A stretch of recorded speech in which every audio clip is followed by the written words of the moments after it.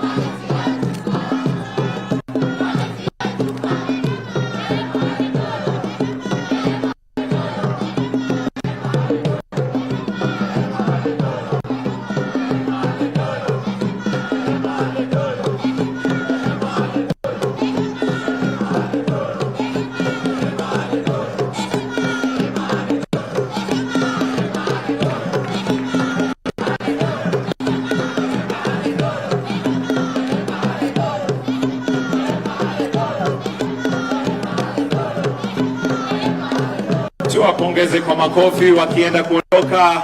Na sasa Autolution wakija na modern dance. Makofi kwa tafadhali. Asanteni sana. Thank you.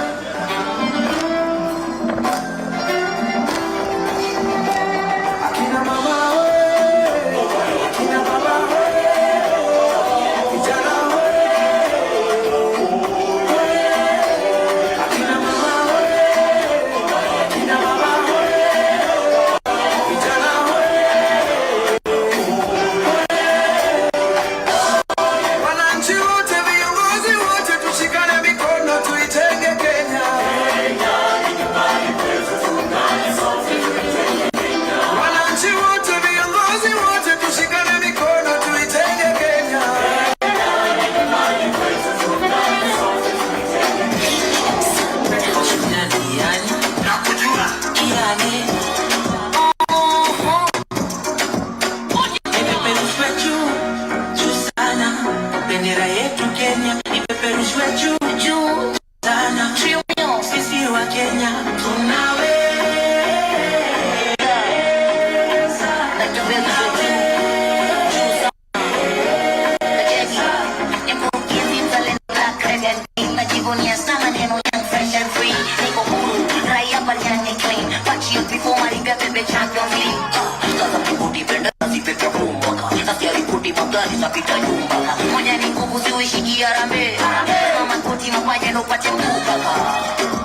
Kenya halisi na JVJ inaonekana kwa rahisi. Tutamkuona vijana wote juu sana. Bendera yetu Kenya ipeperushwe juu juu sana. Sisi wa Kenya tunawe tunaweza Kenya tutaacha.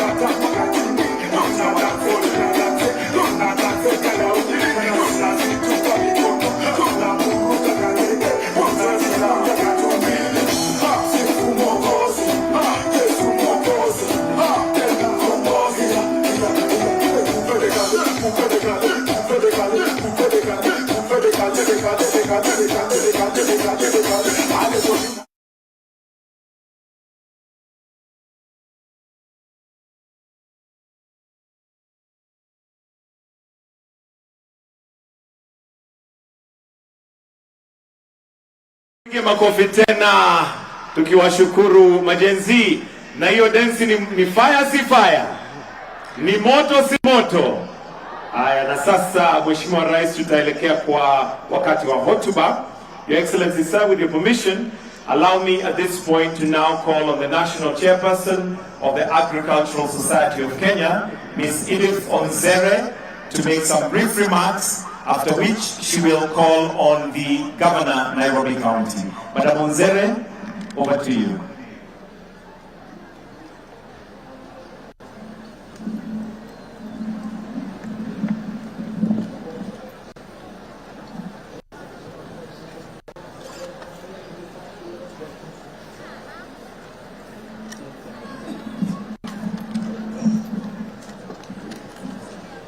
Our guest of honor today, His Excellency Honorable Dr. William Samuel Ruto, President of the Republic of Kenya, Commander-in-Chief of the Defense Forces and Patron of the Agricultural Society of Kenya, Agriculture and Livestock Cabinet Secretary, Honorable Senator Mutahi, Cabinet Secretaries and Principal Secretaries present, His Excellency Honorable James Sakaja, Governor of Nairobi City County and the County Leadership President, Chief of Defense Forces and Service Commanders, Mr. Joseph Muko, Chairman SK Nairobi Branch, sponsors of the 2025 Nairobi International Trade Fair, exhibitors, farmers and the people of Nairobi County, ladies and gentlemen.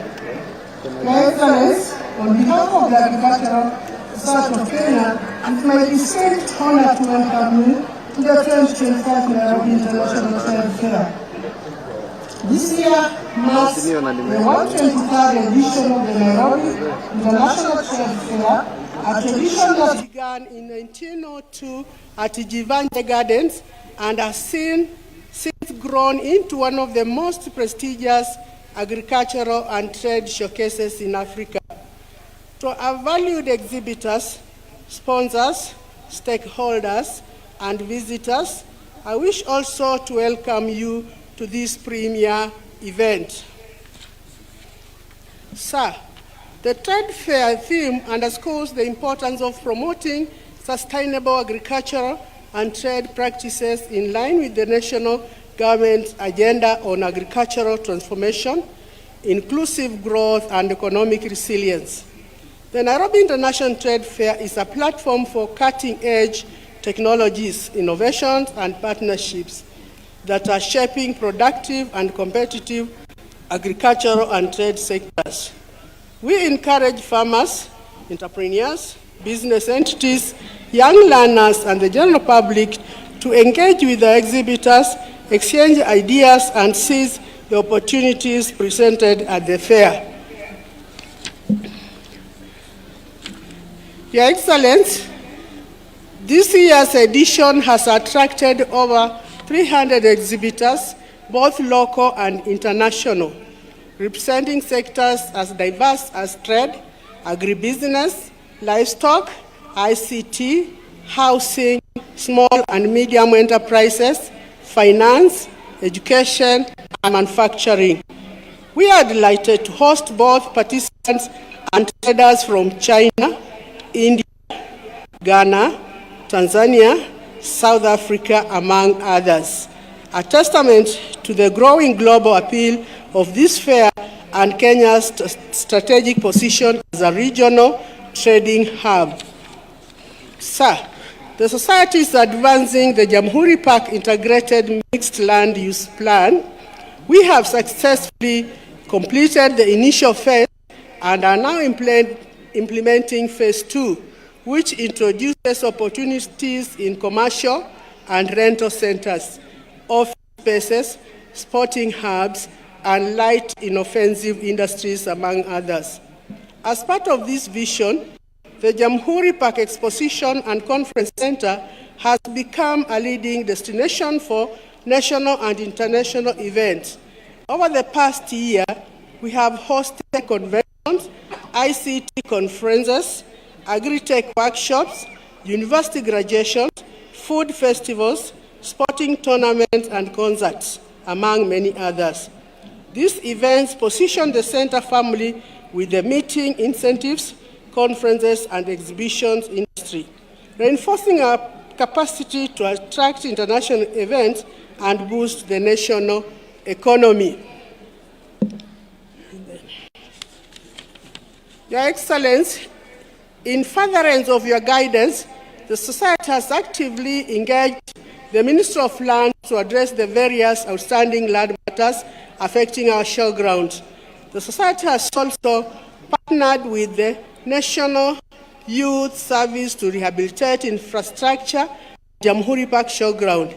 Major works have been undertaken, including road grading, shaping, maraming, and resurfacing of key access and internal roads. Sir, the Society has also engaged the State Department for Housing in advancing the Showground Regeneration Program.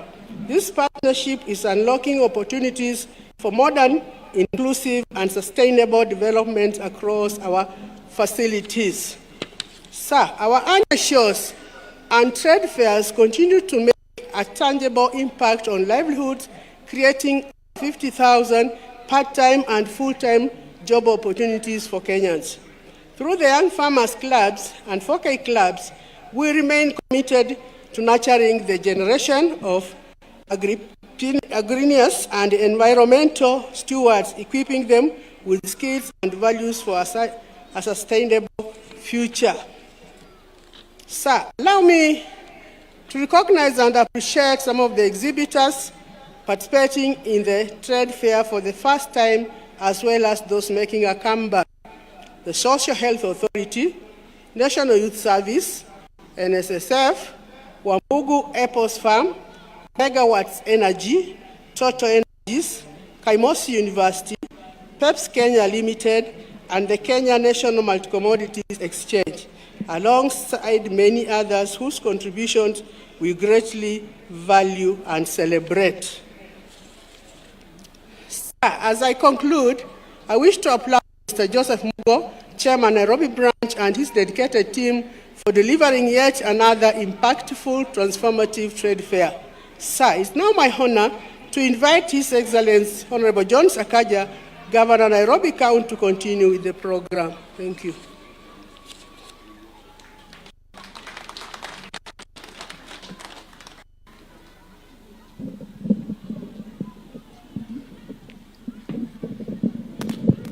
Asante. Thank you very much, Chair, Your Excellency, the President of the Republic of Kenya, and the Commander-in-Chief of the Defense Forces, Waziri and all national government officials, the leadership of the Agricultural Society of Kenya and all protocols observed. Wananchi kwa pande zote za taifa letu, wanafunzi, watoto, walimu. Leo hii ni siku ya furaha na ningependa kuchukua fursa hii kuwakaribisha nyote kwa kaunti ya Nairobi kwa sherehe au kwa hafla hii ya kufungua Nairobi Show. Your Excellency, there are some things that you must do when you come to Nairobi. Na kama hujafanya hivyo vitu ama hizo vitu wewe haujakuwa Nairobi. Ya kwanza lazima ukutane na Kencom. Mtu akwambie mnakutana Kencom, utajua at least umefika Nairobi. Kama hujai pigiwa simu uambiwe mkutane Kencom ama Hilton, haujafika Nairobi. Ya pili, lazima upitie Uhuru Park. Kama hujaenda Uhuru Park, kama haujaifanya boat ride, bado haujakuwa Nairobi. Ya tatu, lazima uje Nairobi Show. Hii Nairobi Show, I know now we call it Nairobi International Trade, hiyo story refu, sisi tunajua kama Nairobi Show. Kama watoto tulipotea hapa mara nyingi. Kama watoto wa high school tulienda kwa DS Joroge ambaye alikuanga na mahali, sijui kama bado iko. Your Excellency, it's a nice place where we meet. Kama ulikuwa chali lazima usalimie dem ukija show, na kama wewe ni dem lazima usalimiwe ukija show. I hope that everyone feels safe and at home at the Nairobi Show. So in your time, make sure you've done one of those 4 things, if not all of those 4 things. Your Excellency, I'd like to assure wote ambao wamefika, wale ni exhibitors kutoka hapa, kutoka mbali. Nimekuwa hapa jana, nimekutana na watoto kutoka shule mbalimbali, sana sana za Ukambani. Na ningependa kuuliza governors wao ni kwa nini. Nimeona watoto wengi from Makueni, from Tala, from Machakos. I'm very happy that they're here. We have the police leadership here. I've seen the IG and the DIGs and the National Police, the DCI. We want to assure you of security. There is full deployment, both of the county government, but also of the National Police. Mahali hapa ni salama. Tafadhali mjienjoy Kanairo na mjibambe. Na mtumie pesa yenu yote hapa. Kuna vitu ya kununua, kuna chakula, kuna wale wana exhibit vitu yao, muache pesa yenu hapa tafadhali. Na mjienjoy. Your Excellency, allow me to applaud you for the great strides that you have made in the agriculture sector. Many Kenyans have forgotten or do not realize that since Kenya started, since kwa miaka, decades, it is for the first time now that we are not importing sugar as a country. People don't realize that it has never happened before. We are always a net importer of sugar, and I was very happy to see Mheshimiwa Gumbo ambaye tulikuwa naye bunge kwa Kenya Sugar Board, that soon Kenya is going to be a net exporter of sugar. Is nothing short of miraculous. Your Excellency, you have done that in less than 2 years. Tupigeni rais wetu makofi. Kule Western najua wakulima wetu wanafurahi, miwa inanunuliwa na inalipiwa. Your Excellency, there are many other areas of productivity that we thank you for because of being steadfast, because of providing the fertilizer that is correct fertilizer for our soils, and we thank God for providing the rain, that we're truly going to be a food secure country. I recently saw the progress in Galana, and we were really impressed that what you saw as a vision and what you stood firm for inaanza kuonekana na matunda yanapatikana. Rais, pia tunakushukuru kwa sababu huku Nairobi kuna wale wanasema ni shamba ya mawe, lakini pia tuko na ukulima. Na tuko na ukulima ambayo tumesaidiwa na tunafanya pamoja na wizara pande za Dagoretti South. In fact, the best dairy farmer for many years has been voted in, ako hapa tu Karen, kule Kasarani na maeneo mengine. Lakini jambo la muhimu ni chakula yote, mazao yote au kiwango kikubwa cha mazao ambayo tunapata katika taifa letu, soko ni Nairobi. And the entire value chain of agriculture starts from the farm but ends at the market. Your Excellency, part of creating value in that value chain and making efficiency is the infrastructure around it. We are on course in building markets together with yourself. Your Excellency, you promised to build 10 for us. We're about to conclude our first 5. We want to thank you because zako pia zinaendelea na tunafanya pamoja mambo ya masoko.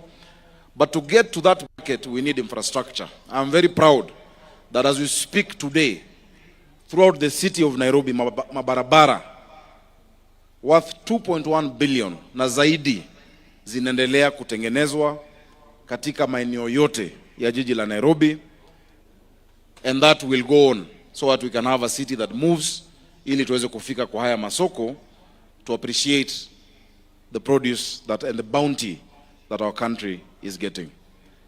Your Excellency, viongozi wa SK wameongea, wamesema mengi, najua wameshukuru kila mtu except county, lakini maji si tunawapa, stima ni sisi, street lights, na tumewatengenezea barabara, lakini tunafanya kazi nao.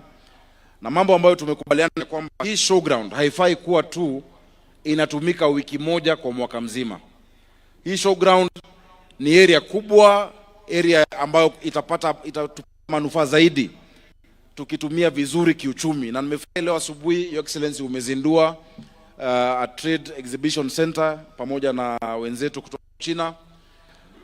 Mawaziri wangu wa county wanafanya pamoja na SK kuhakikisha kwamba tuwe na year-long exhibitions and activities, and I'm glad they have now moved from 0 to around maybe 50 million shillings in terms of revenue based on the usage of this place.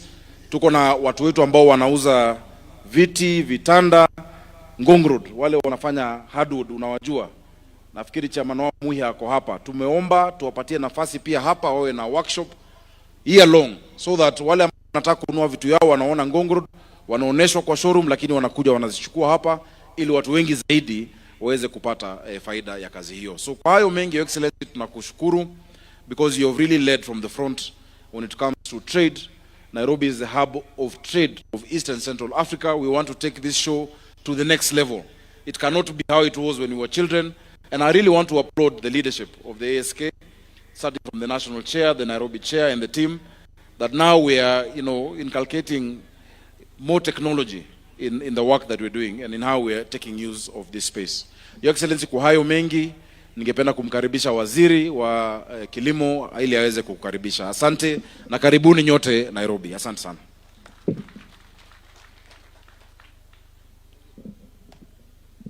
Thank you very much, Governor. Your Excellency, the President of the Republic of Kenya, and all protocol observed in the interest of time. Your Excellency, I've got a few remarks to make, but before I do so, please allow me to introduce some of the colleagues who are here with us. I would like to introduce my PS, Agriculture PS, Dr. Rono, who is here with us. I would like also to introduce the PS for the MSME. Susan Mangeni is here. Susan. And also the PS Correctional Services, Dr. Salome is also here. Thank you very much. Excellency, I would like to take this. Vile, Your Excellency, I'm reminded that the members of the County Assembly are also here. So if there are members of the County Assembly who are here, could you please rise up so that we can recognize you? Thank you very much indeed. We appreciate you. And also, if there are members of Parliament present, members of Parliament. Are there members of Parliament present? Wabunge. Haya, pia wabunge wako hapa. Asanteni sana. Thank you so much.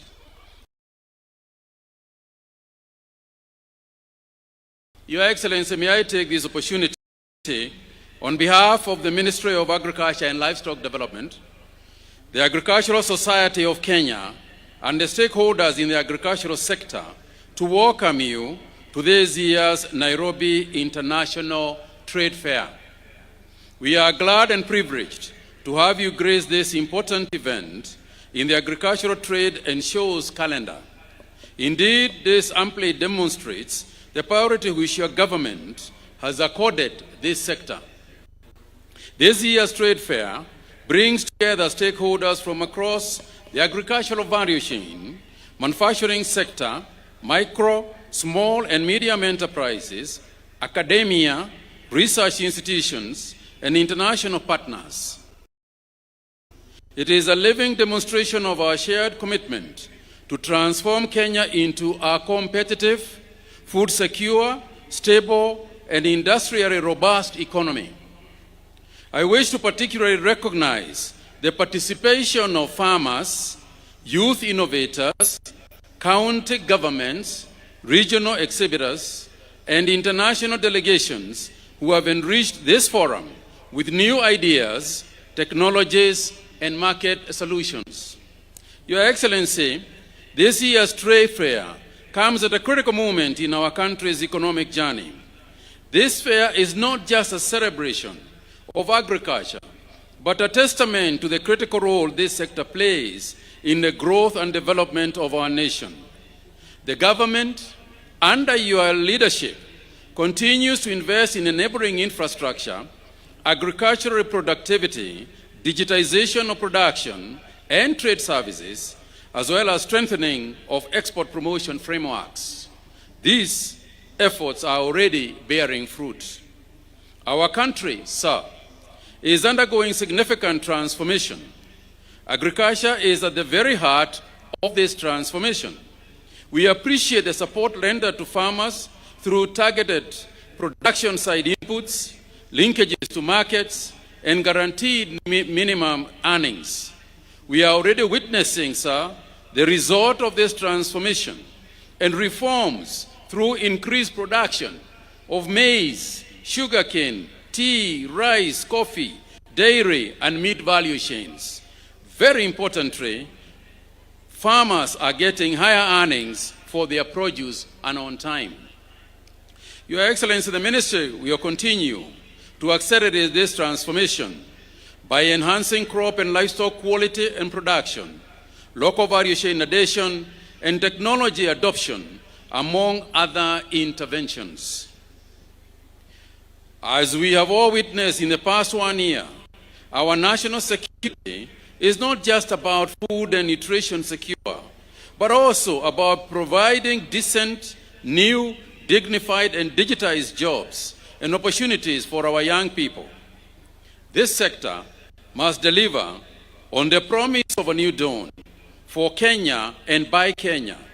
It must become profitable and worthwhile. This is our singular goal at the ministry, and to achieve this, we are embracing and co-creating new ways of doing things and thinking, both internally and externally, within the ecosystem, for these are extraordinary challenges and times. Your Excellency, artificial intelligence is at the core of the Minister's commitment to spearheading this transformation by making data-driven, evidence and science-based policy decisions. Through the foundation laid by our research centers at the Kenya Agricultural and Livestock Research Organization, to leveraging on analytics from the Kenya Integrated Agricultural Management Information System, which we are transforming into a continental center of excellence on agricultural data at the Agricultural Information Resource Center. We are very well positioned to pivot and lead the way. By infusing technology with youthful exuberance of well-trained, digital-first, highly motivated, and industry-certified market courses, our agripreneurs from the Kenya School of Agriculture, Bukura Institute of Agriculture, and the Animal Health Industry and Training Institute, AHITI, we are closing the gap that has hitherto existed in the last-mile agricultural extension services. With these remarks, Your Excellency, it is my humble duty and responsibility to ask the people in the stadium to please stand up so that we can heartily welcome Your Excellency to address and open the 2025 Nairobi International Trade Fair. Asanteni sana, tukaribie rais wetu na makofi tafadhali. Karibu Your Excellency.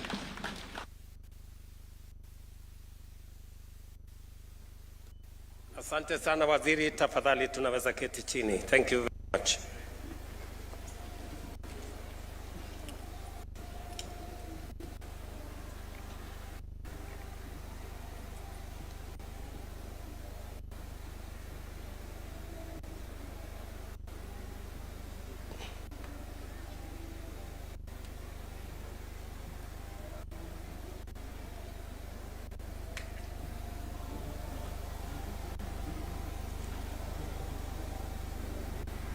Oops. Technology imenichanganya hapa kidogo.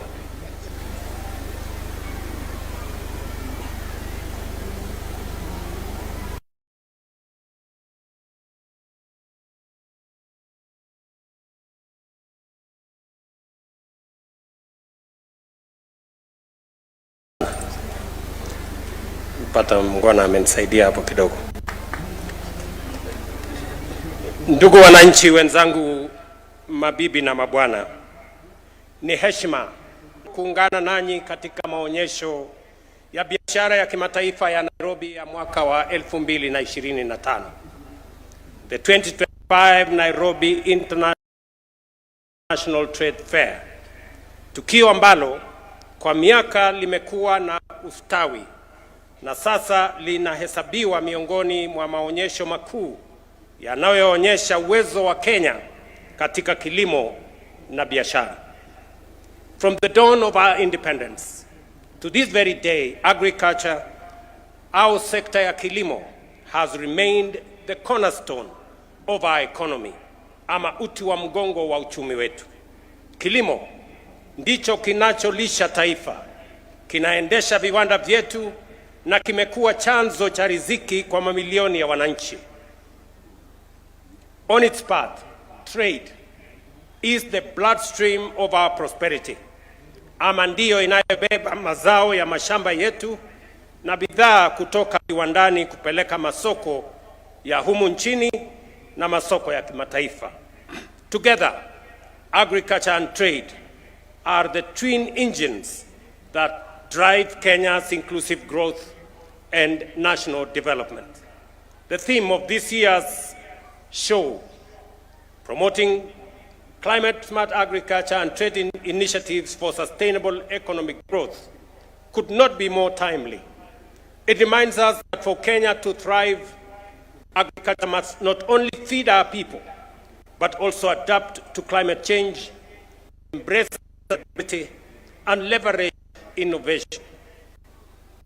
Hii mada pia inatufunza kwamba biashara ndiyo daraja kati ya uzalishaji na ustawi. Pasipo biashara nzuri, jasho la wakulima wetu haliwezi kuleta mapato, ajira ama ukuaji.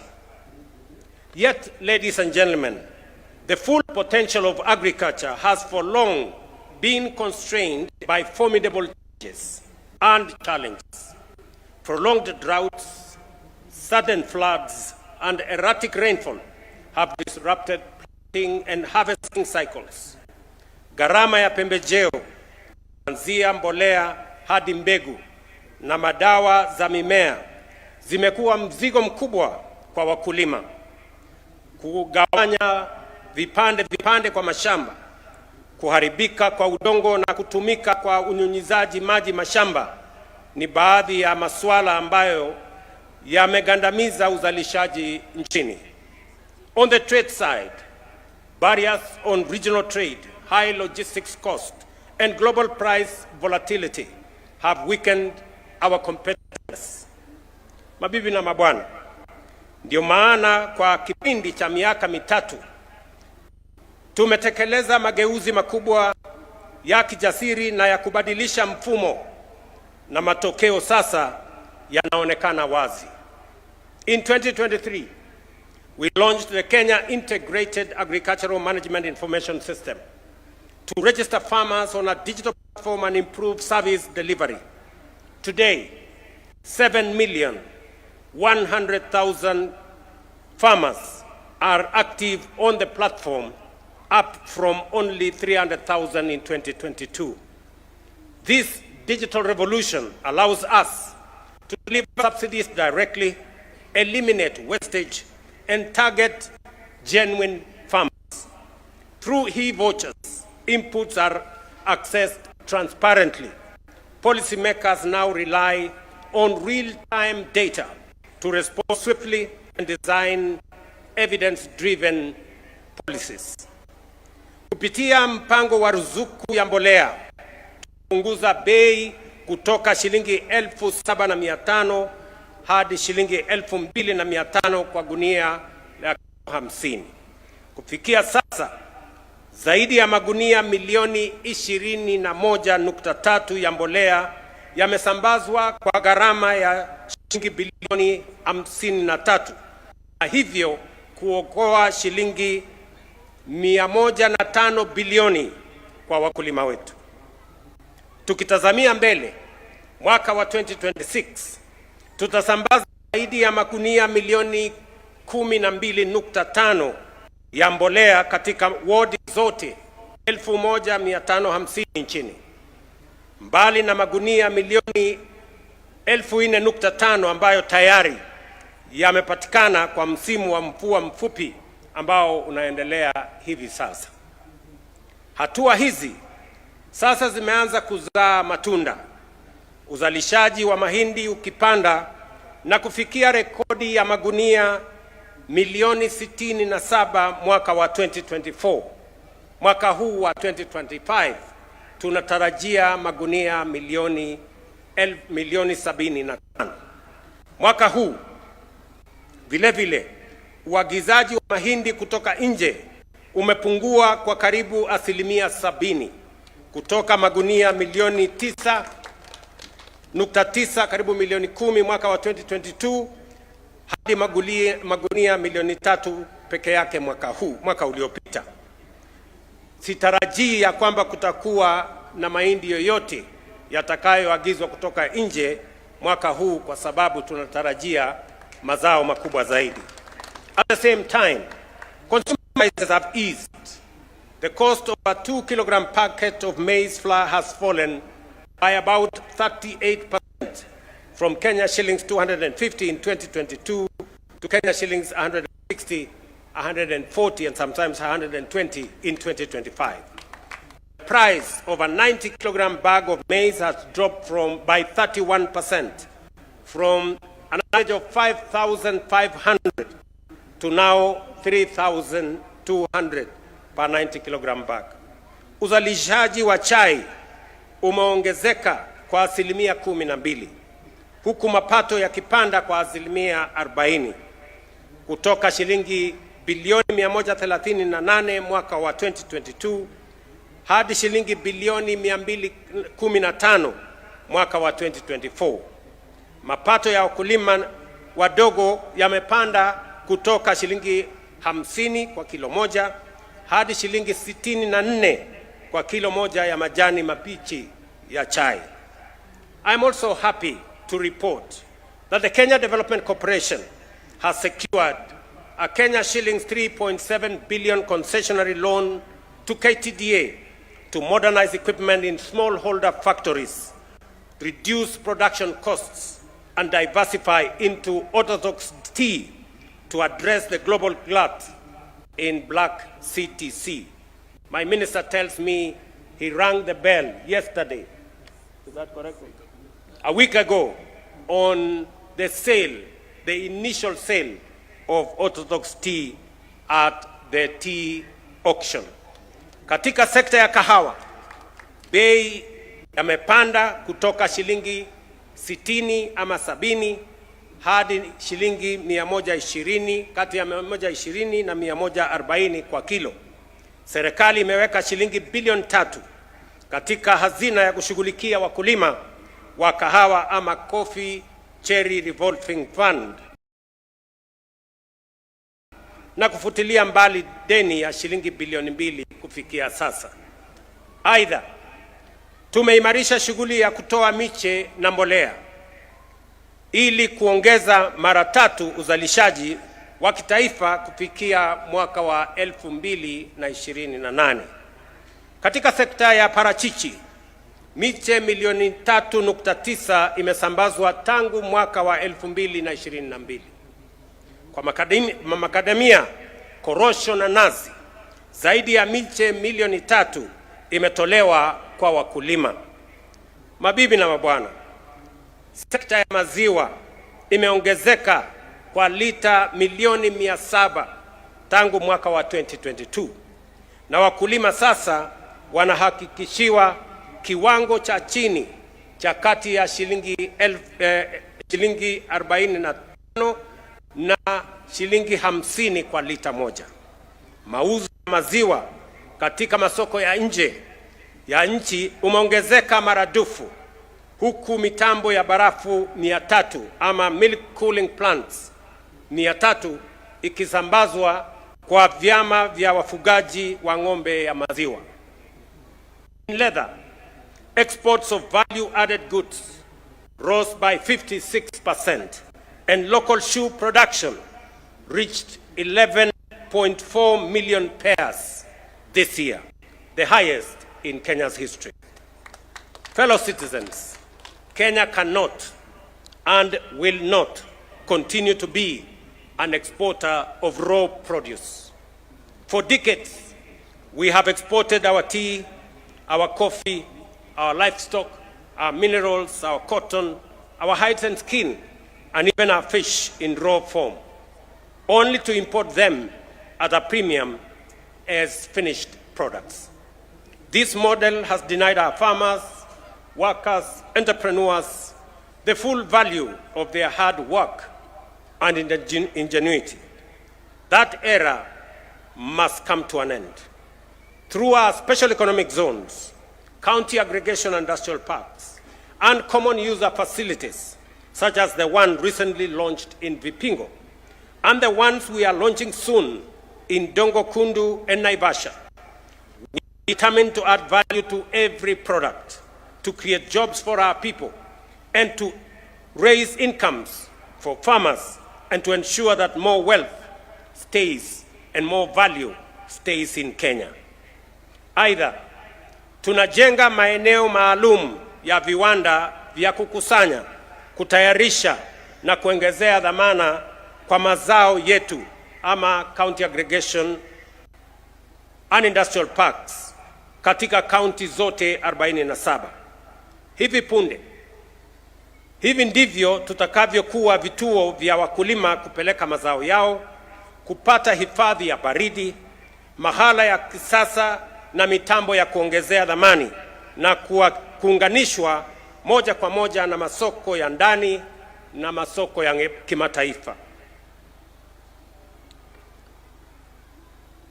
Pia tukipunguza hasara ya mavuno baada ya mavuno, kuondoa madalali wanaowanyonya wakulima, yaani brokers na cartels na watu wengine huko katikati, kupunguza gharama ya usafirishaji na kuhakikisha kwamba wakulima wanapata malipo bora.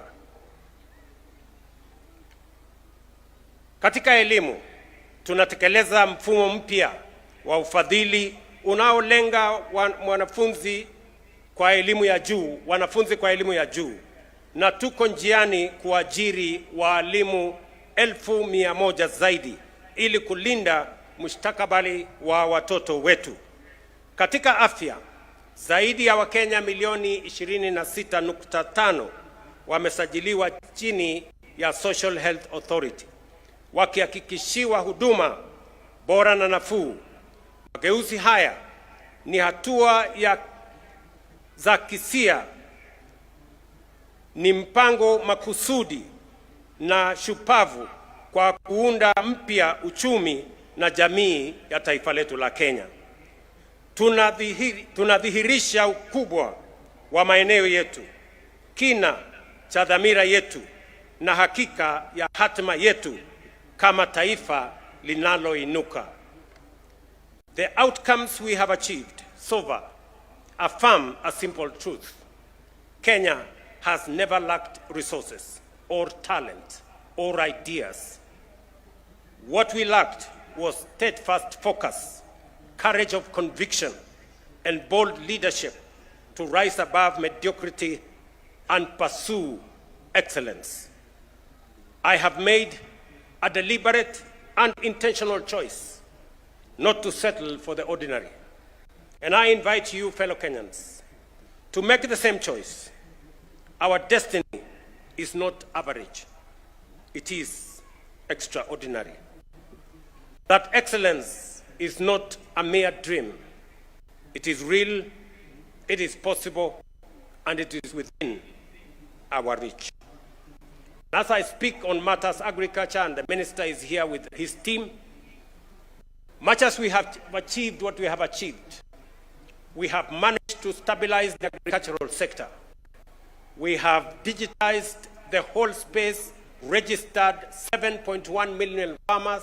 Now we have reliable data to run our agricultural policies and to create and to invent and to innovate every intervention that is going to boost our agricultural productivity. We have also made available resources for all inputs, from fertilizer to seeds and all the way to pesticides. We have also removed brokers, cartels, and people who undermine farmer prices from our space. We have stabilized our production.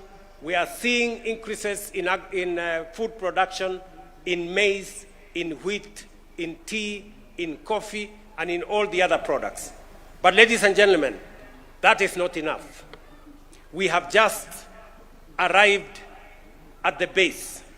It is now necessary for us to take the next step and transform our agriculture so that we can reduce any imports of food into Kenya. For your information, ladies and gentlemen, we still import up to 400 billion worth of food products into Kenya. Edible oil, rice, wheat, and other products into our country. And these are products we can produce in Kenya. We can produce enough rice. We can do wheat. We can produce enough maize. We can produce enough sugar. We can produce enough edible oil in the Republic of Kenya. And therefore, our next phase, and that is why I am saying we must stop working with the ordinary. We must stop working with the usual. We must not make peace with what is average. We now must up our game in the agricultural sector. We must move our agriculture to the next level. And the next level involves matters irrigation.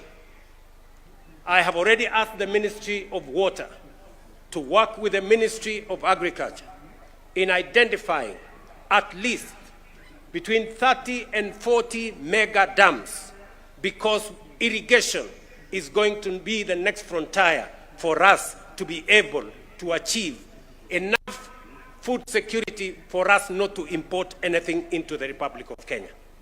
I have also asked the ministry to begin to think about how we add value. I have said Kenya cannot continue to be an exporter of raw materials into other countries. I must thank other countries who are working with us. I was in China earlier this year, and the Chinese market is now available to Kenya. China has removed all the tariffs on our agricultural products, on tea, on coffee, on macadamia, on avocado, and all the other products. Just last week in the United States government has agreed to the extension of AGOA that equally gives us duty-free and quota-free access to the American market. You know very well that last year we negotiated and we became the only East African country that signed economic partnership agreement, our economic partnership agreement with the EU, 26 countries in Europe.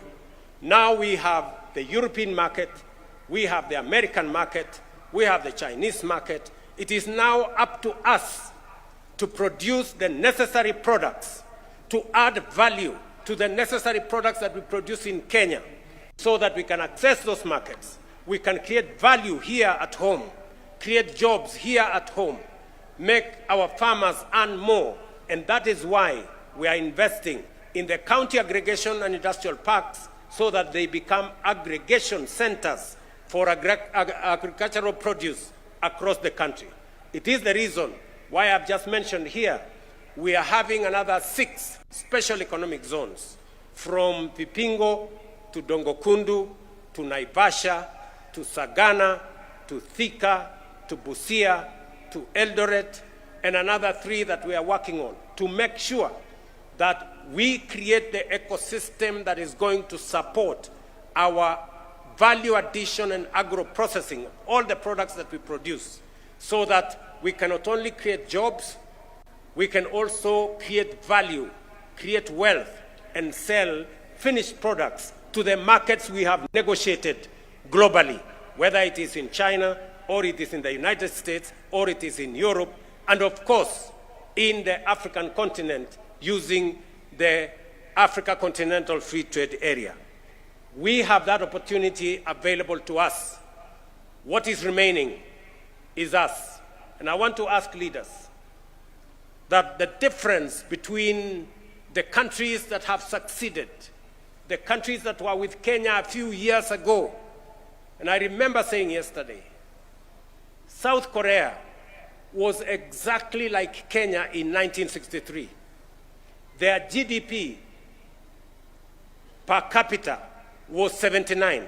Kenya's was 80. Today, the per capita of South Korea is 20 times that of Kenya. Yet they were like us. They are an agricultural country like us. They do not have minerals like us. They had the same education with us. The difference, good people, is not that the South Koreans are different from Kenya. The difference is leadership. It is us, the leaders, who must take the decisions that will move Kenya to the next level. And I am persuaded beyond any reasonable doubt that we can change this country in our lifetime if we make the right decisions. And it is time, ladies and gentlemen, I must tell every leader in Kenya, from our MCAs to our members of parliament, to our governors, and everybody in between, our PSS and ministers, it is time for Kenya to move to the next level, and we must up our game. We must stop working with the ordinary. We must stop making peace with mediocrity. We must stop working with the simple, and we must stop working with the average. We must begin to think about transformation. We must work with the unusual. We must work with the bold and innovative and creative. That is how we are going to achieve the extraordinary and move our country to the next level. I must say this repeatedly because that is what our country deserves at this point in time. I must congratulate the leaders who are working together with us to make sure that we push the transformation of our country. There is now evidence everywhere that the decisions that we have made over the last 3 years are giving us results. Housing that has been pending for many years. Today, we are building 170,000 houses across Kenya. They are visible. Even the naysayers, they cannot say anything anymore because there is evidence that that is working. Our social health authority is working. That is why 26 million Kenyans are registered on that platform. Our agricultural transformation is working. It may have been difficult, it may have been complicated, but that is what it takes to transform a nation. And therefore, I must say, to us the leaders, The opportunity for Kenya to be in the first world is now. The opportunity is for us to take up our responsibility, fashion what will take Kenya to the next level, work on it as though our lives depend on it, and make sure we take Kenya to the next level. I am persuaded that that is how Kenya is going to move to the next level. And I am persuaded that Kenya has what it takes: the men and women, the resources, the ideas, the policies, the young people of our nation, the restlessness sometimes you see in our young people, the impatience that you see in our young people is because they are impatient with the ordinary. They are tired of the usual, of the average. They want us to up our game because there is great potential in our nation. And none other than our young people know that. And that is why we must up our game as leaders and as Kenyans. And with those remarks, it's now my distinct honor and privilege to officially declare the 2025 Nairobi International Trade Fair open. I thank you, and God bless you. Another round of applause for His Excellency on that inspirational speech. And Your Excellency, before we come to the end or the close of this session, we have the award.